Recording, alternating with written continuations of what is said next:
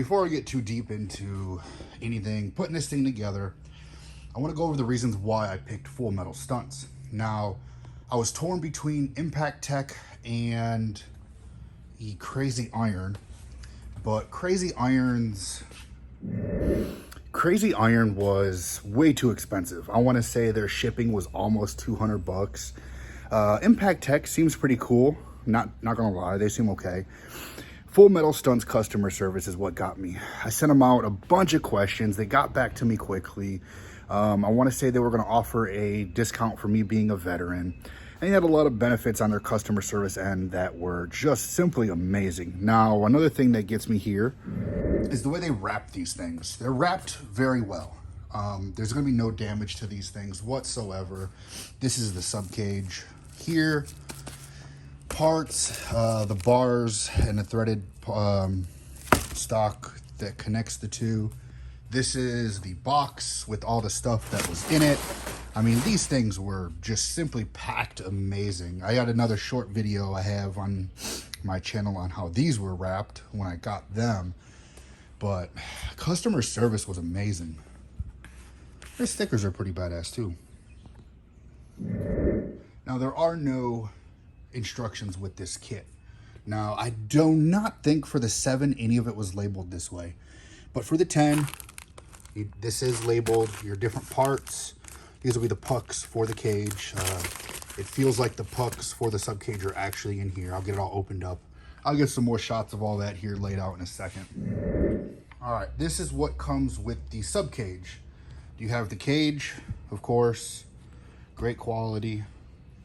Your pegs here, the 4 bolts to put it to the subframe, and then 2 bolts with lock washers to get, or lock washer on each to get the pegs to the new sub cage. It takes, I swear to you, it takes a day and a year to unwrap this stuff just because they wrap everything up so well. Even inside of here, the pegs were wrapped individually so they don't damage each other. All of the hardware was in a plastic bag, so everything is wrapped well. I mean, my biggest fear was to get all this stuff and it be damaged. My fiance works for FedEx, so I see how people handle packages. You're gonna have no fear with any of this stuff because of how well they package it. So don't be scared that it's gonna get damaged in the mail. This stuff is packaged very, very well. Here's the sub cage installed. Now, sorry I'm not doing an install video. I take my time, pace myself, double, triple check everything just to make sure everything's going the right way. But it's pretty simple. 2 Allen bolts, take the old one off. 2 Allen bolts, put the new one on. It is kind of tricky because you have an Allen head bolt with a washer, lock washer on one side, washer on the other, and then the nut. So trying to reach through here and then reach through the inside of the sub cage, a little tricky, but not bad. And then I always turn these down so water doesn't get inside of any of that, hopefully. But that is how the sub cage looks. And this is the fluo color, orange fluo, I believe, or however you pronounce it. But I like it.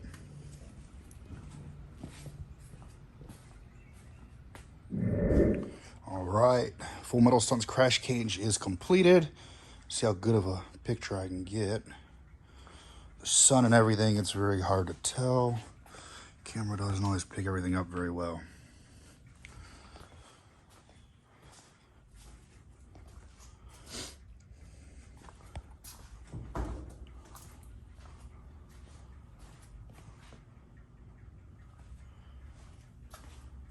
Now, the MT10 was definitely easier to do than the MT07.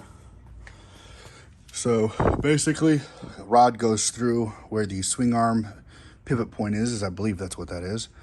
Then you got a 10 millimeter Allen you take out of here, put one back in that Full Metal Stunts supplies, and then you got your lower bar down there. There's nothing up here, so that's it. 2 attachment points on each side, where the MT07 had, you know, a lot more. But that is it.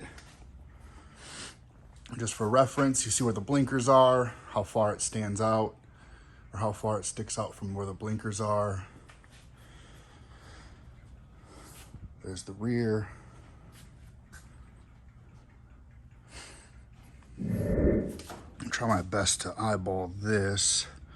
The factory peg location with the Full Metal Stunt location.